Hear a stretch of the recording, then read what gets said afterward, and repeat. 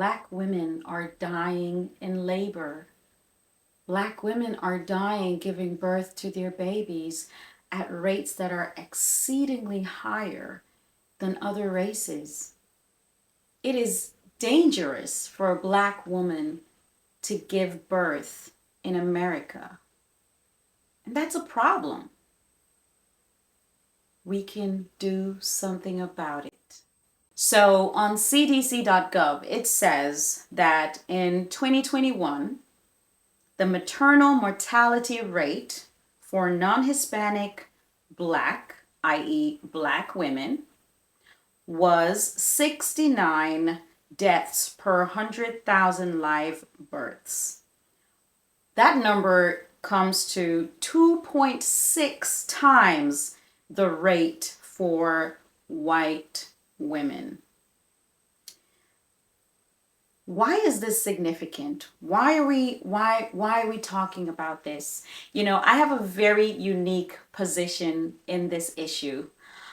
I was not born in America, so I technically don't count as a Black American, and I am not a white American. But I mean, just let's talk about this issue that is affecting people even like me. I have a story. I have stories.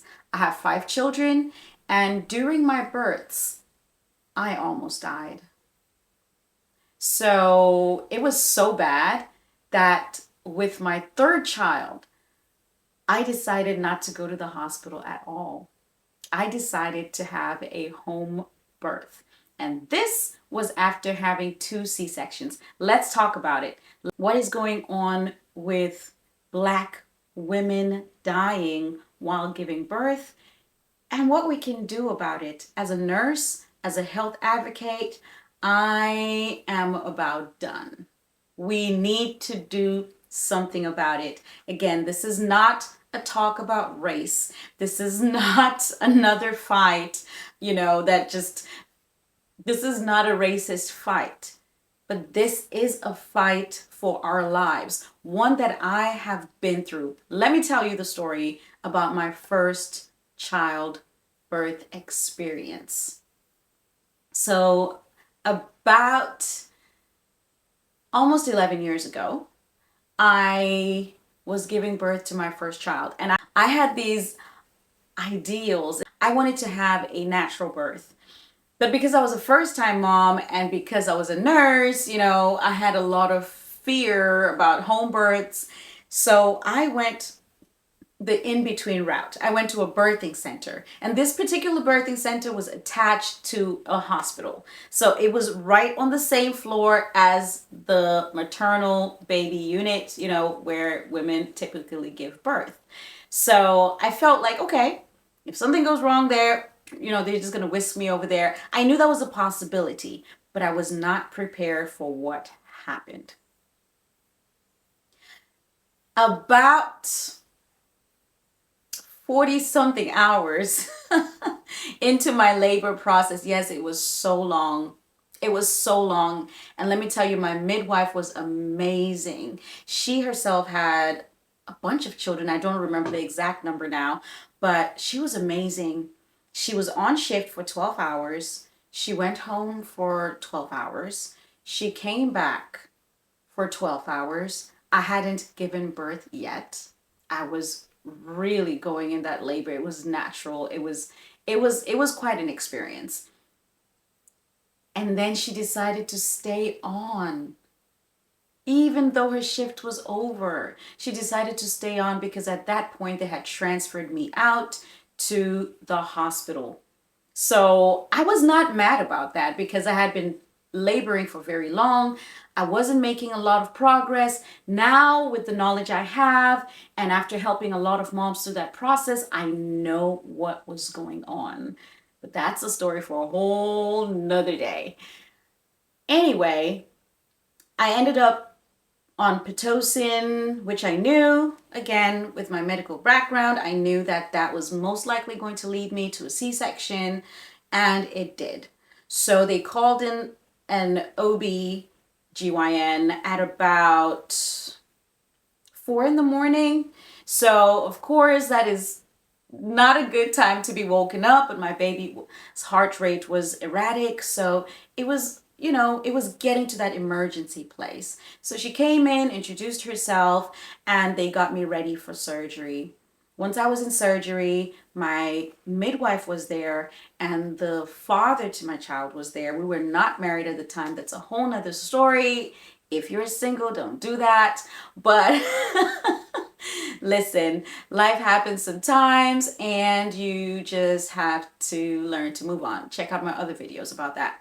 But let's focus. He was there. He's a nurse. So they started operating on me. And maybe about a quarter way into the surgery, I started feeling like I couldn't breathe. Actually, it wasn't a quarter way. They had just barely cut me open because they were trying to steady me to cut me open. I couldn't breathe. And I kind of tried to whisper that to him while I couldn't breathe. But he was, busy trying to see his baby being born. So that was just a moment over there. My midwife was standing off to the side and I was laying there just feeling so much heaviness and I couldn't breathe. And before I know it, my body started shaking. I couldn't control, like I was having convulsions on the operation table. And so here I was, shaking, strapped in. They strap you in, they strap down your legs, and it's for safety reasons. And of course for stability reasons. But as soon as I started shaking, the OB who was operating on me just yelled at me. She was like, "Stop shaking." And she like clamped down on my legs. I just felt like, she was like trying to stop my body from shaking. I couldn't say, "I'm not shaking." Why was she yelling at me about shaking? Okay, I can laugh now a little bit. It's not like a ha-ha laugh, but it's funny because that I'm under anesthesia. And why would I be intentionally shaking my body while you're trying to cut on it? But she yelled. She was like, "Stop shaking." And she just was trying to like clamp and you could hear her. And so by then, I guess from what my daughter's father said, my eyes were starting to roll to the back of my head and he had to be saying, "Annie, breathe." He's a nurse. He was an emergency room nurse. So he could tell that things were going horribly wrong. And so he alerted the CRNA, which is the person who titrates the meds and makes sure they give you enough meds. And he alerted them that no, she can't breathe. And so he did something with the meds. I could breathe a little better, but I was still shaking. And so they quickly got the baby out, put her on the table. I didn't get to have the skin to skin that I desired. And because they can do that even with surgery, they put the baby sort of like on your chest. I've had that done with my other babies. And so fast forward a few minutes, they realize that I am in a critical condition. So they get the baby wrapped up, give the baby to the dad, send them out. Now I don't have anyone in there for me. The midwife is gone, he is gone, and he knew, having been an ER nurse for a long time, that I may not make it out. And so his experience on the other side was, okay, now I have a baby, the mother is gone. What am I going to say to her family? What am I going to do? And they had to wait out there for what seemed to him like hours. We don't know. We don't know how long it was. But I'm here. So I made it. That is not some women's story. Some don't make it. I'm glad I made it. But there was so much wrong with that situation. I was saying I couldn't breathe. No one seemed to believe me. My body was convulsing, which means there was something going on either with the medications or with the dosage or whatever. Who knows, right? But in that moment, it wasn't about, hey, let's get her stable. It was more for frustration against me, as if I was the one causing the problem. And if I didn't have someone there for me, if I didn't have an advocate in that moment saying, hey, something is wrong with her, she cannot breathe, you guys need to do something about this situation, I don't know how my story would have turned out. And I am sad to say that was not my only negative experience with hospital births. But let's talk about it. What is going on? What is going on with African American women, Black women, brown women dying at higher rates during labor? Do you know I have friends who are terrified about labor when it comes close? Like, terrified. I'm terrified. Like, they're just terrified to go to the hospital to give birth because they know someone, because they've heard it on the news, because they've seen something, and they know that their probabilities are just, and they know that they're taking a risk on their life by trying to bring in a new life. So, by the third child, and I'm not saying anybody needs to do this, but by my third child, I decided, even after having 2 C-sections, and thankfully I found a midwife who would take me, I decided to do a home birth. Best decision yet. My 4th was a home birth. I have 5 now.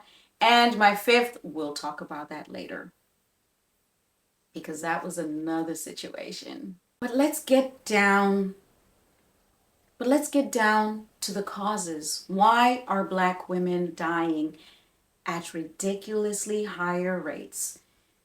2.6 times higher.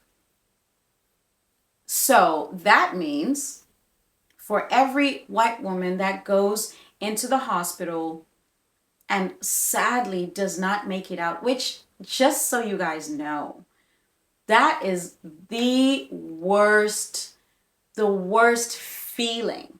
So on other floors, right, someone comes in with bad injuries from a car accident, from whatever, gunshot wounds in the ER, they try to stabilize them, that person dies. It is extremely sad. It is sort of like 50-50 sometimes. Sometimes it's a little more expected, but we try to save their lives, right, in the medical system. And then you have other people who come in, maybe they just had a stomach blockage or something goes wrong, they die. Extremely sad. Every death is terrible and is extremely sad and is painful for the family who has to live through that. But the floor that just, it just doesn't make sense, and it feels different when a woman comes in to bring a life, to add, and then there's a subtraction in the process. It's whether it's the mom or the baby or both, it has a different weight to it. It is just extremely, excruciatingly heavy. It's horrible. And it's hard to face those situations as medical staff. And so I know that this is not a find someone to blame scenario. I want to believe in the human race enough to think that there are no intentional setups for death, especially in labor and delivery. I don't think that's the case. However, something in the system is going on where there are gaps or slip-ups. Oh my, I just remember this story. It was the most heartwarming experience when I was pregnant with my first child. Now, I wasn't married at the time. And because I wasn't married, I did not have a constant partner going with me for appointments. And this one time I went to the ER. It was really close to when I was due. I didn't know what was going on. It was my first time pregnant, so I would run to the ER for like anything. But as I was walking in to the hospital and I was waddling, that super pregnancy waddle, waddling my way down the hallway, a lady was coming out of the hospital, and I wish I had her contacts till this day. She was walking out and I was walking in, but I was waddling. It was hot. I probably did not look terribly happy. Probably life was not at its best at that moment, I'll tell you. But she stopped me and she said, "Do you need someone? Are you in labor? I can come with you. You don't need to do this alone." And I could have broken down in tears. It was this lady, just I never don't know her. She's coming out of the hospital. Maybe she's been visiting someone. Maybe she's been sick herself. But in that moment, she recognized that here's a young woman, pregnant, alone, walking into the hospital. Maybe she needs me in this moment. And she offered herself. She offered herself with no limits to come with me and walk with me through this journey. Oddly enough, that's what we need. That's what we need. We need advocates. We need partners. We need doulas. We need midwives.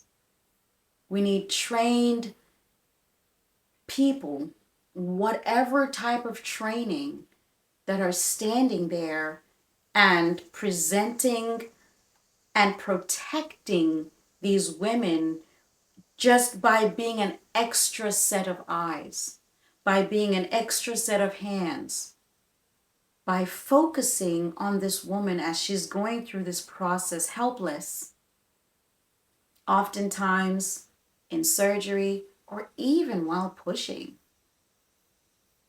So, of course, I told her that I was just coming in for an appointment. And even then she asked me, she said, "Do you want me to come with you for that?" I said, "No, I'm fine. Thank you so much." And she went off on her way and I proceeded in for my appointment. But if I had been in labor and I had been alone, of which that happens a lot. It happens a lot. I was once on the labor and delivery floor at Sinai Grace Hospital. This is in Metro Detroit area. And I saw teenagers, single moms, women coming through this birth process entirely alone.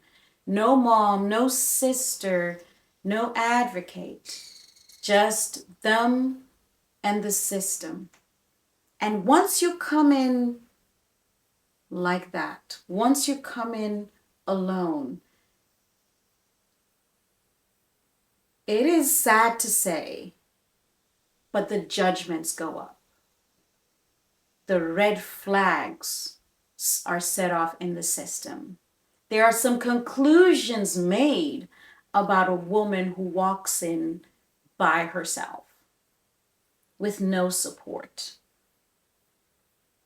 Sometimes she may not be as presentable as someone prefers her to be, whether in her dress or her hair. She's struggling. Listen, if you've been pregnant, you know what it's like in those last few days.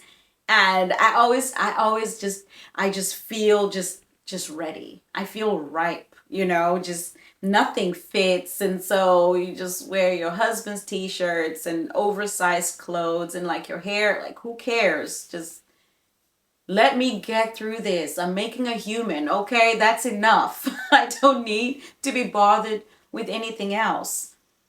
And I'm not saying that's the right way to see things. That's just my experience. So by the time you see a lot of women come into labor, they're not Instagram ready. I know some women are Instagram ready in labor, okay? Kudos to you.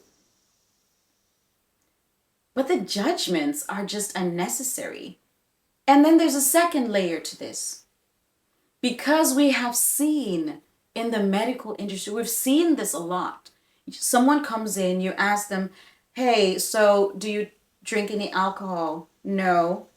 Do you take drugs? No. Do you have multiple sexual partners? No. It's just no, no, no, no, no. And then after the treatments and after you run the tests, everything is a yes. They have drugs in their system, alcohol levels are high, they do smoke after all, and they have an STI. So it's like, well, that was clearly just a bucket of lies. That happens. And so are there there are things set up in the system because you have to medicate someone properly. You have to take it. Some medications don't go with this and that and the other. And especially when it comes to surgery, if someone is overweight and or takes drugs and abuses alcohol, you have to medicate them differently, sometimes heavier than you would someone who doesn't use any of those things. And so I look back at my experience and I just wonder. I say, wow, I came in maybe disheveled. Was I I don't remember. No, because I had planned my outfits and stuff, but who knows, guys? Listen, pregnancy, it is what it is. Probably disheveled, who knows, right? Or just that transfer from the birthing center. On my papers, not married. Drug use, no, I didn't. Alcohol, no, I didn't. Multiple partners, no, I didn't. But I'm not married and I'm pregnant. I am on Medicaid at the time. I didn't even have health insurance. And so on paper, it looks a certain way. So when medicating me, it's possible that they just assumed and went heavier. And I'm not even someone who takes regular medications. I don't take pills for headaches. I try to be natural as much as possible until I can't be natural. Then I use what I need to do. But generally speaking, I don't take pills. I don't go to the doctor for anything because I'm hardly sick. And that's not a brag. That's just to say, in the moment, when someone else is looking at you from the outside in, they come to their own conclusions and they draw up their own picture to the point where we went back and tried to see what happened during my surgery. And there was no trace of anything having gone wrong during the surgery. It's not hilarious funny, but it's a little bit odd. We asked the doctors, asked the nurses, even while I was in the recovery room, hey, could we talk to someone? What happened? Well, we don't know what happened. So many possibilities. One of the possibilities that I mentioned, I don't know, but is that they may have dosed me too strongly for my surgery, just because you never know. And when it's an emergency, you don't have time to run the labs and get the labs back and say, okay, no, really, this person doesn't use alcohol and, their blood is clean and all this kind of stuff. You don't really have time for that. How different would it be if the system just believed people? It would be different, but it may have its own challenges. So where does that leave us? If we are facing challenges on not knowing what the truth is about a patient and facing challenges when maybe we assume something about them and treat them too strongly or don't believe them when they say they have pain, That's a whole nother segment. We're going to get into that shortly. Then what do you do? What do you do? So while I was pregnant with my first child, I worked as a nurse case manager. In my particular case, I was working with victims of automobile accidents that had been on insurance. They had filed insurance claims, gotten insurance coverage, and then after a short while were dropped. And they were wondering why they were dropped, and so we were sort of that liaison in between. We'd get the patient, go with them to a doctor's appointment, run tests for them, get the x-ray to see, hey, how's that leg healing? And then we would take all that paperwork and send it off to the insurance. Then they have to continue the coverage for the patient.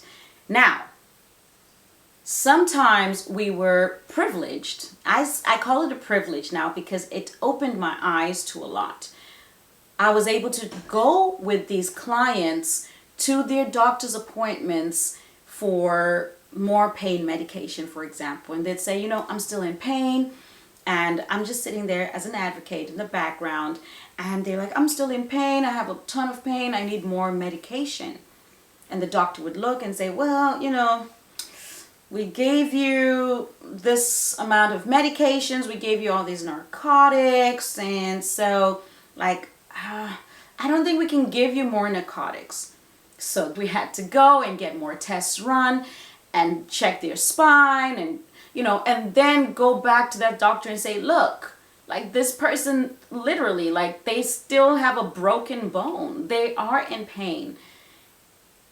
And, well, predominantly our clients were African Americans and people who were not well off enough to have a great insurance coverage, and so the insurance wants to drop them off and they go to whichever doctor they're allowed to under the coverage they have, and the doctors there don't have a personal relationship with them. It's not their primary physician. They probably don't have one, and they're just coming to this person and being rejected. The person is looking at this individual and those assumptions are rising up. Okay, this person has been on this many narcotics, African American, looks a little bit disheveled, they had to catch a ride, just down the list. And unfortunately, a lot of conclusions are made that way. And that person is labeled as a drug seeker. The other side of the coin says there are people who come in and, yes, all they want is another dose because unfortunately they have become addicted. And now they just need the cycle to continue. So where do we draw the line? How can a doctor know the difference between someone who just wants more drugs versus someone who's in pain if they present similarly? Human condition says, pick one. And unfortunately, I'm saying unfortunately a lot. It is unfortunate for the most part. We pick the negative conclusion instead of, hey, let's run more tests. But I don't know who'll cover this if we run more tests, if your insurance is dropping you, but you're saying you need more meds. It really is sad and a bit like a catch-22. But that's where we came in as advocates. We would step into that meeting, into that office, into the appointment with them, whatever procedure, and in the background, I'm like, well, doc, could you please run some tests? Could you please order an x-ray? Could you, instead of just shutting this person down, they have a nurse with them. And so now they have someone watching over them. And this changed their situations drastically. People who had been cut off from the system, once they showed up with one of us, they were treated a little bit better. What if every woman, every African American woman walking into the hospital to give birth had a guardian?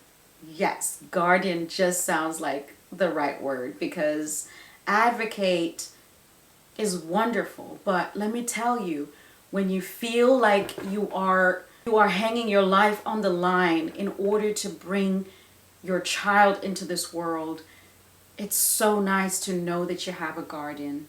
Doulas are an incredible add to the maternal medical system. So far, women that have used doulas have positive reviews about their experience for the most part. However, there are women out there who cannot afford doula services. There are women out there who cannot have a midwife. There are women out there who will still walk into that hospital alone. No mother, no sister, no nurse, no kind stranger stopping them in the hallway and saying, "Would you like me to come with you?" Those women need a guardian too. It is a matter of urgency. It is a matter of law. It needs to be put into effect. But even if it was put into effect today, who would go with them?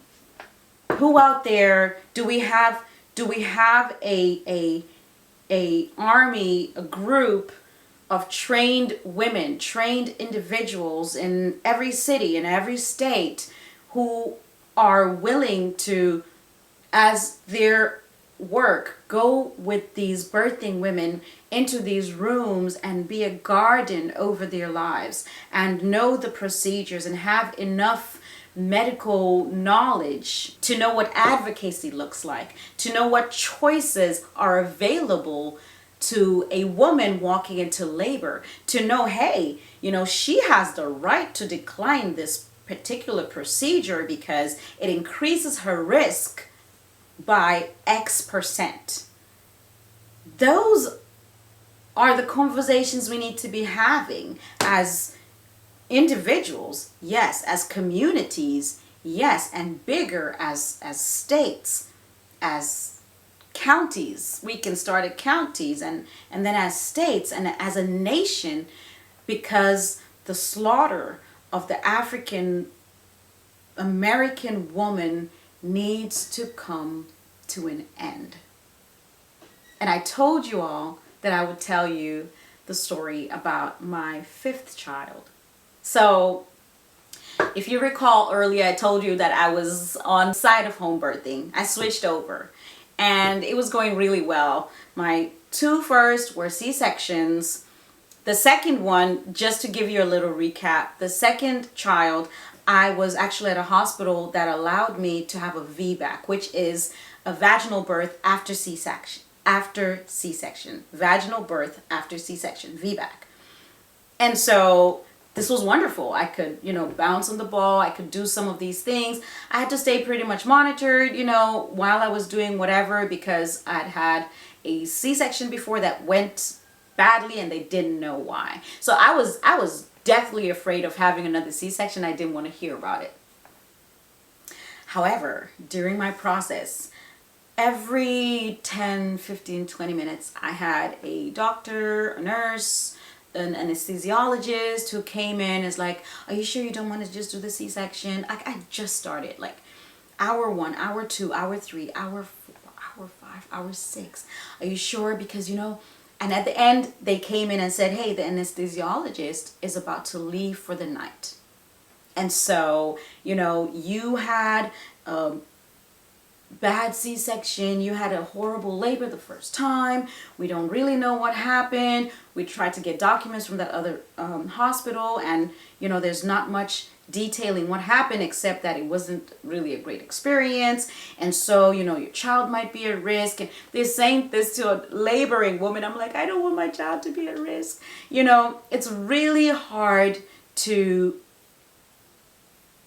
hold on to a train of thought like, "Oh, I want to do this naturally and I can," when someone is telling you you're risking the life of your child. Now, if I was on the other end and I was the guardian, right?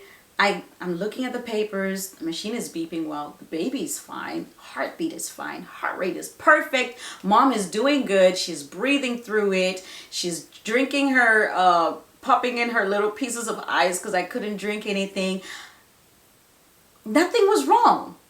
Nothing was going wrong yet. And I understand caution, but this is what happened. Finally, I gave in. I said, okay, just cut me. So they wheeled me in, and it took hours. This is like a 25 minute procedure. It took hours. You know why? Because I ended up being a human anatomy and physiology doll. There were two doctors in training who had never done a surgery, and I ended up strapped in again, laying there. This time, thankfully, I could breathe through it all. They were able to put my baby on me for some of the time, but the surgery was so long, because literally the doctor was standing up there saying, yeah, so you see this part right here? If you open, okay, no, cut a little more, cut deeper. I was like, are you serious? Are you serious? And it was the doctor who came in and kept like trying to push me towards a C-section. And in that moment, I realized, again, I'm from the medical system. I'm a nurse. I've been on this floor. And I realized they needed a student. And of all the women laboring there in a predominantly white area, I'm not saying that I was the only one, but my history, the way I presented, here I was, the best candidate for this surgery. And so it took hours, step-by-step learning. Now, as a nurse, I know that I've had the privilege of having people be so gracious to allow me to learn alongside someone who's well established in the trade so that I can become better, so that I can become the nurse I became. It takes practice. There has to be moral standards against coercion and pushing someone in a certain direction rather than just coming out and just saying, hey, would you be open for a C-section? There's so many people who are open for it. Or if it became an emergency, if it came to an emergency and I needed one, or I chose to get one, then they can say, hey, could these doctors learn in the process? That's a proper way to do it. And I can either say yes or no. As nursing students, we used to have to ask. We'd approach the people with our main nurse and they'd say, is it okay if a student comes in? Is it okay if she... And they could say yes or no. In that moment, I wasn't given the choice. Let's zoom out. 5th child. I ended up bleeding during my early birth experience. It was super, super early in labor, and I had experienced my water breaking. I came back into bed. My midwife was on the way. All was going super well. I was so happy. I had my camera, I had my lights, I had my music. I really enjoyed home births, so I was actually quite excited. The feeling of just having that child come, and nothing has to change about your environment, and there are no strangers. It's so warm and fuzzy, an environment filled with love. I mean, I could sell this all day, right? And so I was bleeding, so that turned into an emergency. And I will make a separate video about this process, just to share with women, some of the things that can go wrong and how you can do it, because listen, things go wrong on both sides, okay? So you need to be prepared. I'm just that honest person, you guys. There is no place that I'm like, this is just full roses, and there's no one to blame for anything that goes wrong in the system. There's just a problem. Where's the problem? Let's fix it. What can we put to fix the problem, to patch the hole? Like, let's just fix it. That's all. And so here I was bleeding. And the ambulance came, took me to the hospital. And the questions began because they have to do an assessment. Do you drink drugs? All of it. No, no, no. My husband's right there. But it happened again. A little different this time. While I was in surgery, I could feel the pain of my surgery. I said, it hurts. I could feel them cutting through. The anesthesiologist did not believe me, but my husband was there. And so he was able to advocate for me. And he did. But in that space, while I could feel the pain, they were tearing my belly. And I asked, I was like, what's going on? And they were just ripping at my uterus and just like, it was so bad that when they had to stitch me up, they had to put special stitches at the sides because it had been ripped up so bad while they were just tearing at it. They had to try and close it, and then they closed it wrongly. So I was like, oh, it hurts. And they're like, oh, okay, sorry. I think we made that too tight or something. And so they undid it, and it was so much trouble again during my C-section. And while this time I did not nearly die, thank God I did not nearly die from the procedure itself, I still experienced a lack of communication that started in my assessments, because while they were assessing me, they asked me the questions, who was your primary care physician? I said I had a midwife. I've had 2 home births. This is my 3rd home birth. I was looking forward to it going well, and it went wrong. And the doctor's attitude just changed. She was not a fan of home births. And the statistics don't support that. They don't. Do things go badly in home births? Yes, sometimes. And it's just as sad as when they go badly in hospitals. Home births are not more dangerous than hospital births. So people have their stance, and that's okay. But to treat someone a certain way based on your beliefs or understandings is just not medically sound. And I believe that's what happened that day. I'll never know. Again, I made it alive. I made it okay. Although we had a lot of follow-ups going on after we had the baby, but that's a story for another day. I'm just glad to have made it through my childbirth experiences, and I'm glad to have experienced home births. They were incredible, just amazing. I have family members who've never had a hospital birth, just incredible home births through and through. I mean, I cannot say enough about having people who care about you in the moment. And I think that's the home birth difference. The difference is, if there's an emergency, those people who care about you will get you to the right place. But if the process is going smoothly, you have a midwife, and she usually has an assistant or a doula. You have your family members, your mom or your husband or whoever. They're guarding you, making sure that this process is as beautiful for you as it is for them. You have a caregiver who you have relationship with over time. And to some extent, they're invested in you and in your baby. It's a beautiful experience. And we need to bring that experience to the women in the hospitals. They need a guardian. They need a guardian.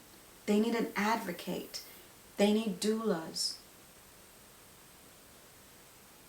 The question is, who will be that guardian?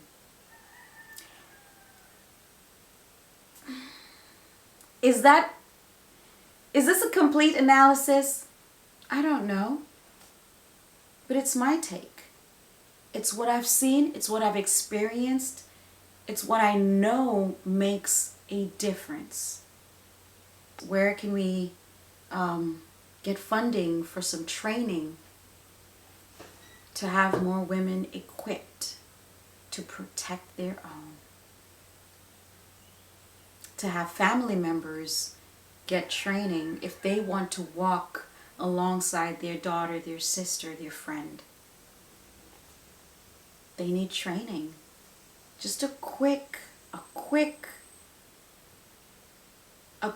and adequate training that allows them to advocate courageously, to say, well, no, could we try this?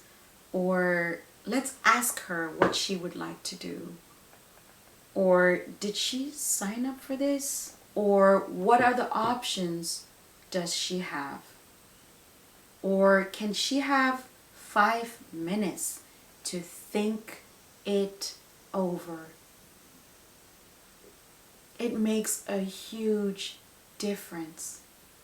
Even if it's simply, yes, she does not drink. You need to believe her on this. She does not use drugs. Whatever the case is, to make sure there's someone, a second voice, a second set of eyes, someone guarding the women who are being slaughtered at incredible numbers that are not acceptable. It's sad enough, the numbers of women that are being slaughtered that are white. This is not a race thing. That needs to be worked on too. But we cannot accept another race having 2.6 times the amount of deaths in the same process, having the same procedures, coming in for the same beautiful experience. It's not acceptable. Speak up. If you have an experience, share it below. Let's come together. If you have a solution, share it below. If you entirely disagree with me, share it below. I'm not afraid of opposition. Let's have the discussions. Just be kind about it. Don't be rude to the people in the comments. Join the conversation. Let's talk about our experiences. Let's come together. Let's band together and be the solution. Let's be willing to walk in with women we don't know and be their guardian. Hey, anyone looking for a career change?